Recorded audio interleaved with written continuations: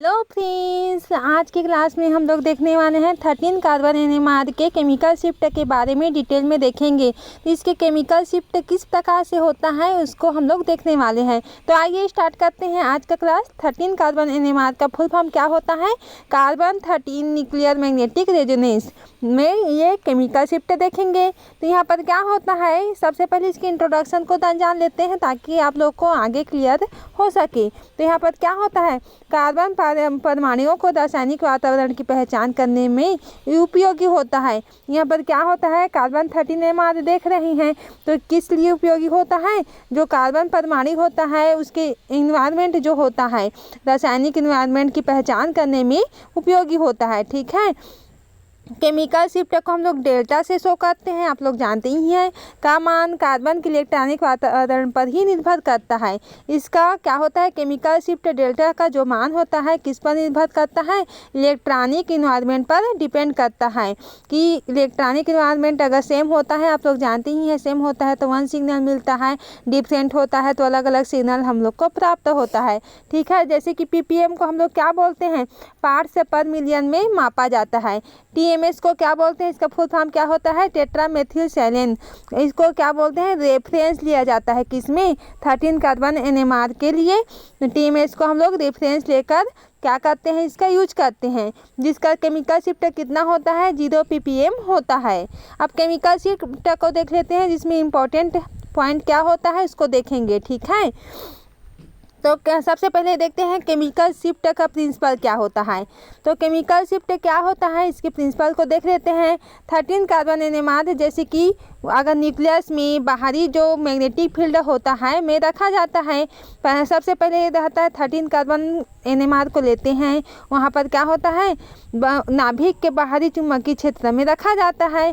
तो इसका चारों ओर क्या होता है, इलेक्ट्रॉन शील्ड करके रखते हैं। हम लोगों ने शील्डिंग डिशील्डिंग इफेक्ट में डिटेल में देख लिया था फ्रेंड्स। यहाँ पर क्या होता है, यहाँ पर न्यूक्लियस है, मान के चलते हैं यहाँ पर न्यूक्लियस है यहाँ पर, और यहाँ पर बाहरी क्या होता है हम लोग का मैग्नेटिक फील्ड होता है या चुंबकीय क्षेत्र होता है यहाँ पर बाहरी में। तो यहाँ पर क्या होता है, ये इलेक्ट्रॉन चारों तरफ रहता है। आप लोग जानते ही हैं कि नाभिक के ऊपर क्या होता है, इलेक्ट्रॉन होता है, नाभिक के चारों ओर क्या करता है, चक्कर लगाता है, हम लोग जानते हैं। तो ये क्या करता है, इलेक्ट्रॉन जो है ये पूरे 13 कार्बन एनएमआर को क्या कर रहा है, शील्ड करके रख रहा है। ठीक है, इतना आप लोग को क्लियरली समझ में आ गया होगा। अब देखते हैं हम लोग आगे को। अगर शील्डिंग डिशील्डिंग वाला सिस्टम आप लोग को समझ में नहीं आया होगा स्पेक्ट्रोस्कोपी में, तो आप लोग जा करके देख लें, क्योंकि शील्डिंग डिशील्डिंग का अलग से वीडियो सेपरेट बना हुआ है, आप लोग को अच्छे से क्लियरली समझ में आ जाएगा। ठीक है, तो यहाँ पर इलेक्ट्रॉन की डेंसिटी अगर कम होती है तो उससे क्या होता है, डेंसिटी कम हो रहा है, इट मीन्स क्या हो रहा है, कम शील्डेड हो रहा है, जिससे कारण क्या होता है, डाउन शिफ्ट होता है या केमिकल शिफ्ट का मान क्या होता है, बढ़ता है। क्या हो रहा है यहाँ पर, डेंसिटी। हम लोग जानते ही हैं फ्रेंड, डेंसिटी क्या होता है, घनत्व को डेंसिटी बोलते हैं, हिंदी में घनत्व बोलते हैं। ठीक है, तो यहाँ पर जानते ही हैं। तो यहाँ पर क्या हो रहा है, यहाँ पर क्या होता है, न्यूक्लियस होता है। यहाँ पर बाहर में क्या हो रहा है हम लोग का, इसके डेंसिटी को हम लोग देख रहे हैं। तो डेंसिटी इट मीन्स यहाँ पर डेंसिटी यहाँ पर कम होगा हम लोग का। तो डेंसिटी कम होगा तो क्या हो जाता है, यहाँ पर ये शील्डेड हो जाता है, शील्डेड हो जाता है। और शील्डेड होने के कारण क्या होता है, इसका जो हम लोग का सिग्नल प्राप्त होता है, किस में प्राप्त होता है, डाउन फील्ड में प्राप्त होता है। और केमिकल शिफ्ट का मान भी क्या होता है, बढ़ता है, इंक्रीज होता है। ठीक है, अब देखते हैं इसके आगे के पॉइंट को। यदि इलेक्ट्रॉन डेंसिटी अधिक होता है, इलेक्ट्रॉन डेंसिटी अधिक होता है तो क्या होता है, कार्बन अधिक शील्डेड होता है। डेंसिटी जो होता है, डेंसिटी अगर इंक्रीज कर रहा है तो क्या हो रहा है, यहाँ पर शील्डेड होता है, शील्डेड होता है, हाई शील्डेड होता है, कम शील्डेड नहीं होता है, हाई शील्डेड होता है। Density increase it mean shielded भी इंक्रीज होता है, जिससे अब फील्ड शिफ्ट होता है। तो केमिकल शिफ्ट का मान जो होता है वो क्या होता है, कम हो जाता है। ठीक है, अब केमिकल शिफ्ट के प्रभावकारी कारक को देखते हैं, इसके फैक्टर को देखते हैं कि किस किस प्रकार से केमिकल शिफ्ट को फैक्ट करता है, कौन कौन से जो है वो क्या करता है, केमिकल शिफ्ट को अफेक्ट डालता है, उसको देखते हैं। तो सबसे पहले देखते हैं इलेक्ट्रॉनिक इन्वायरमेंट। इलेक्ट्रॉनिक इन्वायरमेंट में किस प्रकार से अफेक्ट होता है उसको देखने वाले हैं। तो electron withdrawing group electron withdrawing group, it means electron को अपनी ओर खींचने वाला ग्रुप, ठीक है। तो Na2, Cn और COH, आप लोग जानते हैं कि Cn क्या होता है, हाई इलेक्ट्रोनेगेटिव होता है, तो केमिकल शिफ्ट को क्या करता है, इंक्रीज करता है, तो ये क्या होता है, डीशिल्डेड अफेक्ट होता है। तो इलेक्ट्रॉन डोनेटिंग ग्रुप क्या होता है, जो इलेक्ट्रॉन को डोनेट कर रहा है, तो यहाँ पर क्या हो रहा है, जैसे CH3 और CH3 केमिकल शिफ्ट को घटाते हैं तो केमिकल शिफ्ट डिक्रीज होता है, तो क्या होता है यहाँ पर, शील्डिंग अफेक्ट होता है, यहाँ पर शील्डिंग अफेक्ट होता है। ये आप लोग को क्लियरली समझ में आ गया होगा फ्रेंड्स। अगर विड्रॉइंग ग्रुप लगा होता है तो डीशील्डेड होता है, अगर डोनेटिंग ग्रुप लगा होता है तो क्या होता है, शील्डेड होता है। डोनेट कर लिया, डोनेट करता है तो शील्डेड हो जाता है, या और यहाँ पर विड्रॉ कर रहा है, खींच रहा है अपनी ओर, तो डीशील्डेड हो रहा है, ठीक है। तो इतना आप लोग को क्लियरली समझ में आ गया होगा। अब हम लोग देखेंगे इसके हाइब्रिडाइजेशन को। हाइब्रिडाइजेशन किस प्रकार से देखा जाता है, आप लोगों ने पिछले क्लास में पढ़ा होगा हाइब्रिडाइजेशन को फुल्ली तरीके से, ठीक है। तो sp3 हाइब्रिडाइज्ड कार्बन जो कि एल्केन में पाया जाता है, एल्केन की स्ट्रक्चर कैसे होता है, इस प्रकार से, ठीक है। यहाँ पर क्या होता है, कार्बन लगा होता है, यहाँ पर CH3 और CH3, ये हम लोग का मीथेन की स्ट्रक्चर होता है, ठीक है। CH3 तो CH4 ये मीथेन होता है हम लोग का। तो यहाँ पर क्या होता है, मीथेन तो होता है यहाँ पर, तो ये किस प्रकार से स्ट्रक्चर होता है, हाइड्रोजन हाइड्रोजन और हाइड्रोजन हाइड्रोजन, इस प्रकार से होता है इसका स्ट्रक्चर, किसका, मीथेन का। तो यहाँ पर कितना बॉन्ड है, यहाँ पर 3 बॉन्ड है, 1 2 3 और 4 बॉन्ड है। तो 4 बॉन्ड इट मीन्स क्या होता है, यहाँ पर sp3 हाइब्रिडाइज होता है, किसमें, मीथेन में, ठीक है। तो यहाँ पर एल्केन ग्रुप प्रेजेंट है, सिंगल बॉन्ड इट मीन्स क्या होता है, एल्केन होता है। अगर ये डबल बॉन्ड होता है तो डबल बॉन्ड को क्या बोलते हैं, एल्किन ग्रुप बोलते हैं, जो कि एरोमेटिक में पाया जाता है, बेंजीन में पाया जाता है ना, बेंजीन में इस प्रकार से पाया जाता है, आप लोग जानते ही होंगे। तो ये होता है एल्किन, तो एल्किन होता है ये, और एल्काइन क्या होता है, एल्काइन होता है ट्रिपल बॉन्ड, इस प्रकार से ये हम लोग का एल्काइन होता है। तो एल्काइन में क्या होता है, एक सिग्मा और क्या होता है, पाई पाई होता है। तो यहाँ पर तो क्या होता है, यहाँ पर sp हाइब्रिडाइज होता है। तो इस प्रकार से इसका जो रेंज होता है किसका, sp3 हाइब्रिडाइज का, वो कितना होता है, 0 से 50 ppm में इसका होता है, ठीक है। और sp2 हाइब्रिडाइज का कार्बन का कितना होता है, जिसमें एल्किन ग्रुप होता है, जैसे कि एरोमेटिक, वो होता है हम लोग का 100 से 150 ppm में होता है। और sp हाइब्रिडाइज का कितना होता है, sp हाइब्रिडाइज कार्बन का कितना होता है, 70 से 100 ppm में होता है, ठीक है। क्या देख रहे हैं, इसका हम लोग रेंज देख रहे हैं। अब देखते हैं इलेक्ट्रोनेगेटिविटी। इलेक्ट्रोनेगेटिव किस प्रकार से इफेक्ट डाल रहा है उसको देख रहे हैं। तो हाई इलेक्ट्रोनेगेटिव वाले एटम जैसे कि क्या होता है, ऑक्सीजन होता है, Cl होता है। हम लोग जानते ही हैं कि हेलोजन के फैमिली जो होता है हाई इलेक्ट्रोनेगेटिव होता है। तो हाई इलेक्ट्रोनेगेटिव वाले एटम जो होता है OCl पास में हो तो क्या होता है, ये डीशिल्डिंग इफेक्ट डालता है। अगर हाई इलेक्ट्रोनेगेटिव वाला पास में है तो वहाँ पर क्या होता है, वहाँ पर डीशिल्डेड होता है।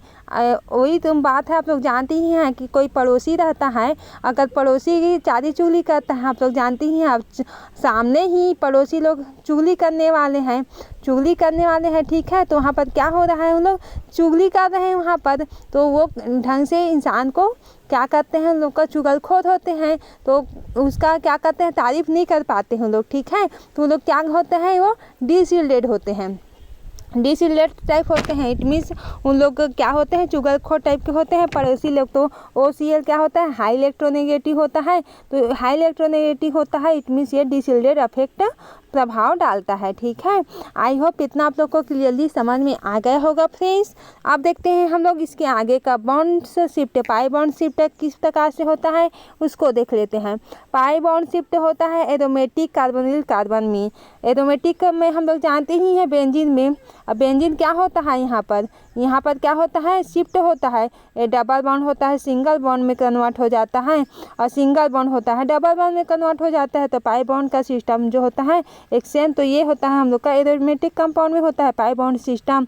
और कार्बोनिल कार्बन यहाँ पर C डबल बॉन्ड O जो कि हाई केमिकल शिफ्ट होता है, ये हाई केमिकल शिफ्ट हम लोग का शो करता है, ठीक है। इतना आप लोग को क्लियरली समझ में आ गया होगा। अब थर्ड देखते हैं, थर्ड पॉइंट क्या होता है हम लोगों का, केमिकल शिफ्टर के रेंजेस को देखते हैं, ठीक है, जो कि मोस्ट टाइम पे क्वेश्चन है। ये नेट के लिए भी क्वेश्चन बनता है, तो आप लोग इसे अच्छे से ध्यान में रख लेना, किसके, केमिकल शिफ्टर के रेंज को, ठीक है। तो एल्केन में कितना प्राप्त होता है, एल्केन में क्या होता है, sp3 हाइब्रिडाइजेशन पाया जाता है, जो कि CH होता है, जिसमें 0 से ppm पर 0 से 50 ppm पर हम लोग का क्या होता है, केमिकल शिफ्टर का रेंज प्राप्त होता है, ठीक है। और देखते हैं इसके आगे को एरोमेटिक, जैसे कि बेंजीन में कितना रेंज प्राप्त होता है हम लोग का, 120 से 150 ppm में प्राप्त होता है, किसका, इसका केमिकल रेंज, ठीक है। और एल्काइन में कितना प्राप्त होता है, यहाँ पर हम लोग को 70 से 100 ppm में इसका केमिकल रेंज हम लोग को प्राप्त होता है। और कार्बोनिल में क्या होता है, 160 से 220 ppm में प्राप्त होता है, ठीक है। अल्कोहल ईथर में कितना होता है, 50 से 90 ppm में हम लोग का केमिकल शिफ्टर का रेंज प्राप्त होता है। तो इसे आप लोग अच्छे से याद कर लेना फ्रेंड्स, यह मोस्ट टाइम पे क्वेश्चन में बन जाता है। इसके यूज से ही हम लोग केमिकल शिफ्टर का रेंज निकाल सकते हैं, ठीक है। अब देखते हैं टेट्रामेथिलसाइलेन। टेट्रामेथिलसाइलेन का सेपरेट वीडियो बन चुका है फ्रेंड्स, आप लोग जा कर के उसको देख सकते हैं, ताकि आप लोग का और इजीली समझ में आ जाए, ठीक है। तो टेट्रामेथिलसाइलेन को रेफरेंस लेते हैं, किसमें, 13 कार्बन NMR में, ठीक है। तो यहाँ पर रेफरेंस के रूप में उपयोग कर रहे हैं यहाँ पर। तो ये इसका एक ही प्रकार का कार्बन होता है, किसमें, टेट्रामेथिलसाइलेन में एक ही प्रकार का कार्बन होता है। यह NMR सॉल्वेंट के साथ प्रतिक्रिया नहीं करता है। NMR सॉल्वेंट जो होता है उसके साथ कोई रिएक्टिविटी नहीं करता है, कोई रिएक्शन नहीं करता है, कौन, टेट्रामेथिलसाइलेन। इसलिए हम लोग इसको रेफरेंस के रूप में यूज कर रहे हैं, किसमें, 13 कार्बन NMR में, ठीक है। इसका केमिकल शिफ्ट हमेशा 0 ppm पर प्राप्त होता है, किसका, टेट्रामेथिलसाइलेन का केमिकल शिफ्ट किसमें प्राप्त हो रहा है हम लोग को, 0 ppm पर प्राप्त होता है। अब देखते हैं 13 कार्बन NMR का उपयोग। अब इतना तो मोस्टली हम लोग सब कुछ डिटेल में देख लिया, फर्स्ट वीडियो में भी अच्छे से देख लिया था इसके यूज को, और इसमें भी देख लेते हैं ताकि आप लोग को क्लियरली समझ में आ जाए। तो 13 कार्बन NMR का यूज किस में होता है, स्ट्रक्चर की पहचान करना। तो आप लोग जानते ही हैं किसी का मॉलिक्यूलर फार्मूला सेम होता है लेकिन स्ट्रक्चर अलग अलग होता है, तो उसी की पहचान करके हम लोग पता कर सकते हैं, ठीक है। स्ट्रक्चर को हम लोग पता लगा सकते हैं किसके यूज से, 13 कार्बन NMR के यूज से, ठीक है। अब फंक्शनल ग्रुप का भी पहचान कर सकते हैं। हम लोग देखते हैं कि किसी भी ग्रुप में अलग अलग फंक्शनल ग्रुप जुड़ा होता है, तो उसका भी हम लोग पहचान कर सकते हैं, किससे, 13 कार्बन NMR के यूज से, ठीक है। और इसके कनेक्टिविटी और सिमेट्री की भी जानकारी प्राप्त हो जाती है हम लोग को। और डायग्नोस्टिक टूल के रूप में भी विभिन्न कंपाउंड के कार्बन के वातावरण की पहचान करने में हम लोग 13 कार्बन NMR का यूज करते हैं। इतना आप लोग को समझ में आ गया फ्रेंड्स। अब इसके हम लोग क्या समझते हैं, केमिकल शिफ्ट के रेंजेस को समझते हैं, और कैसे समझेंगे इसको डिटेल में समझेंगे, ठीक है। तो केमिकल शिफ्ट को हम लोग डेल्टा से शो करते हैं, ठीक है। कार्बन परमाणुओं के चारों ओर के वातावरण उनकी क्या होती है, हाइब्रिडाइजेशन पर निर्भर करती है या डिपेंड करती है।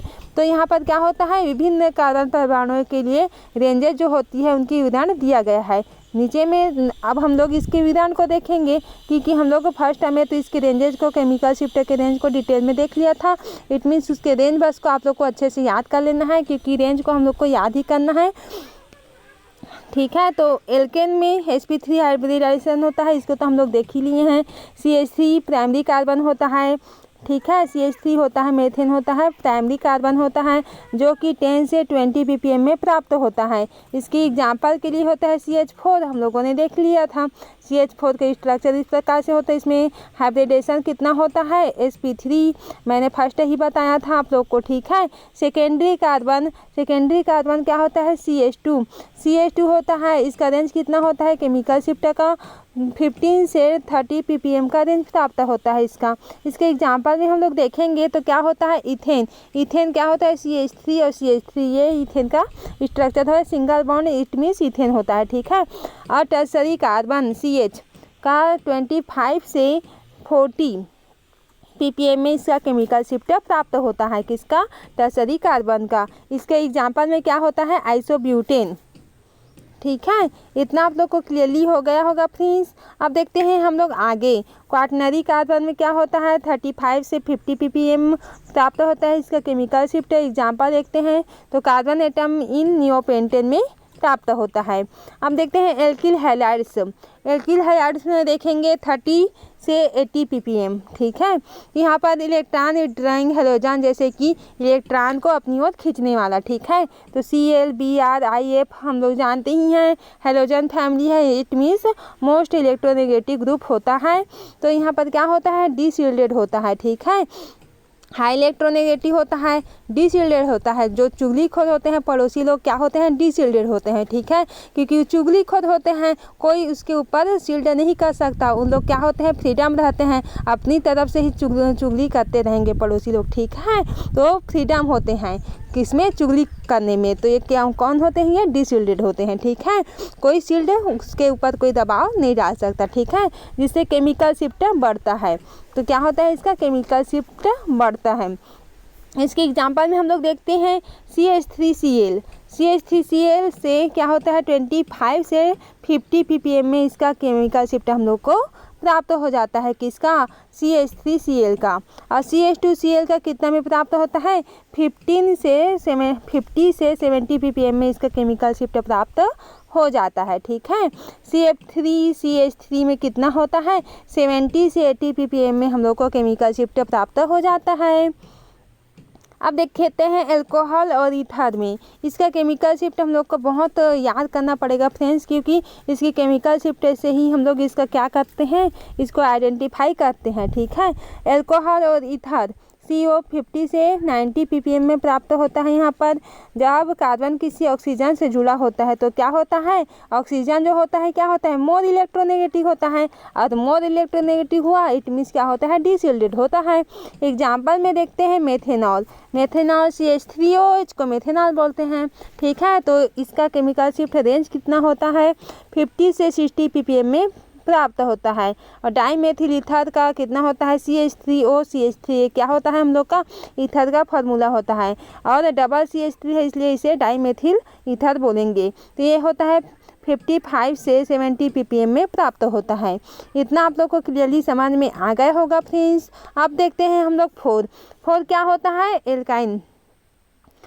एल्काइन होता है। एल्काइन में क्या होता है, sp हाइब्रिडाइजेशन होता है, कार्बन होता है, जो कि 65 से 90 ppm में प्राप्त होता है। sp हाइब्रिडाइजेशन कार्बन, जैसे कि हम लोग ट्रिपल बॉन्ड है, तो ट्रिपल बॉन्ड क्या होता है, एल्काइन का फार्मूला होता है। Triple bond it means alkyne group होता है।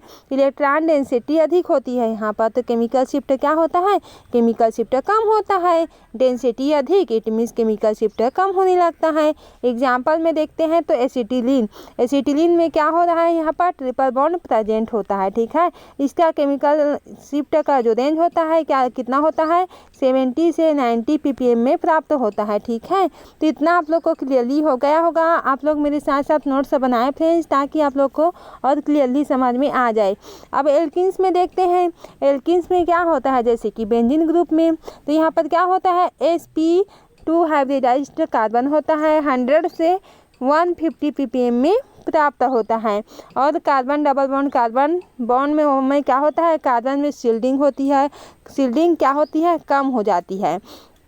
एग्जाम्पल देखते हैं इथेन। इथेन में क्या हो रहा है, CH2 डबल बॉन्ड CH2, तो यहाँ पर रेंज कितना है, 120 से 140 ppm में इसका रेंज प्राप्त हो जाता है।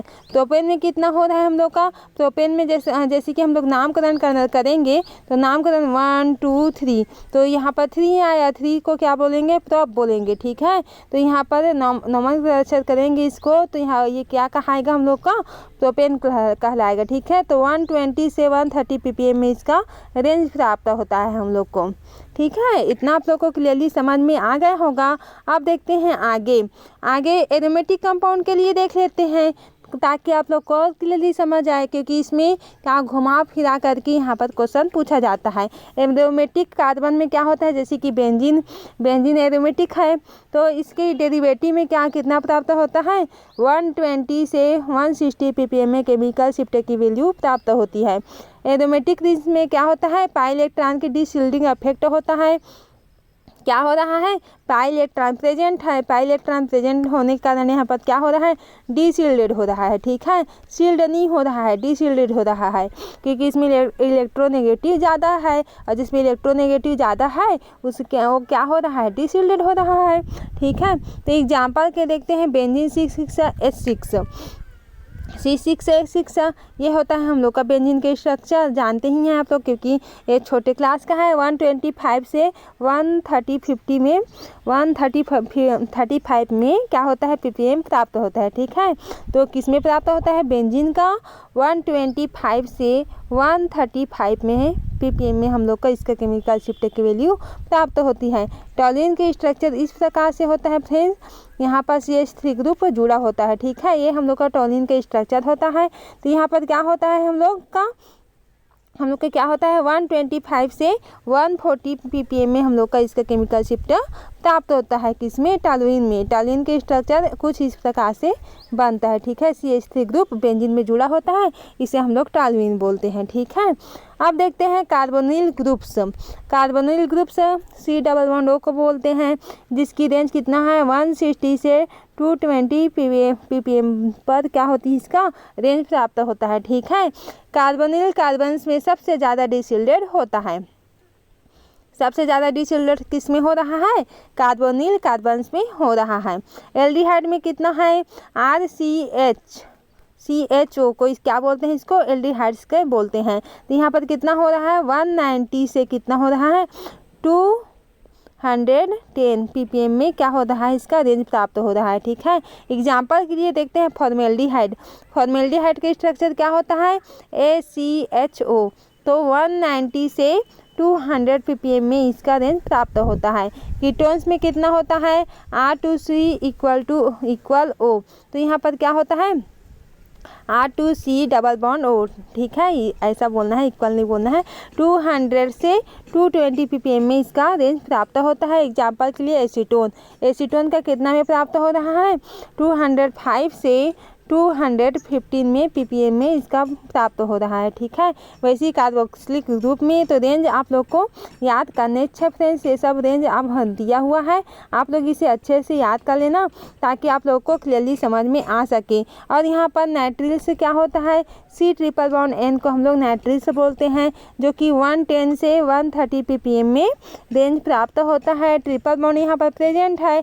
ट्रिपल बॉन्ड प्रेजेंट होने के कारण क्या हो रहा है, यहाँ पर sp2 हाइब्रिडाइज का कार्बन के बराबर होता है। ये एग्जाम्पल क्या होता है, एसीटोनाइट्राइल होता है, जिसे फॉर्मूला क्या होता है, CH3CN प्राप्त होता है। ठीक है, इतना आप लोग को क्लियरली समझ में आ गया होगा फ्रेंड्स। अब देखते हैं इसका आगे क्या है, इसका 10 कार्बन से अटैच्ड टू इलेक्ट्रोनेगेटिव आइटम्स। तो कार्बन में अटैच होते हैं इलेक्ट्रोनेगेटिव आइटम, जैसे कि OH इलेक्ट्रोनेगेटिव है ना, FCl Br I, ये सब क्या है, हेलोजन फैमिली के हैं। ठीक है, तो कार्बन में पूरी तरह से ये अटैच है। तो यहाँ पर अटैच होने के कारण इसका क्या होता है, इसका रेंज होता है। तो अल्कोहल में कितना होता है, 50 से 75 ppm होता है।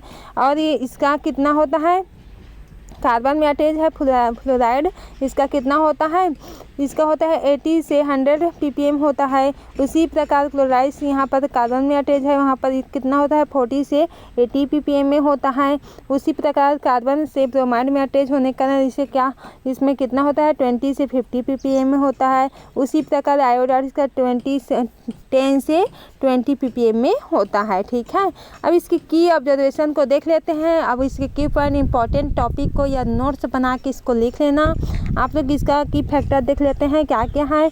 शील्डेड और डिशील्डेड रीजन्स।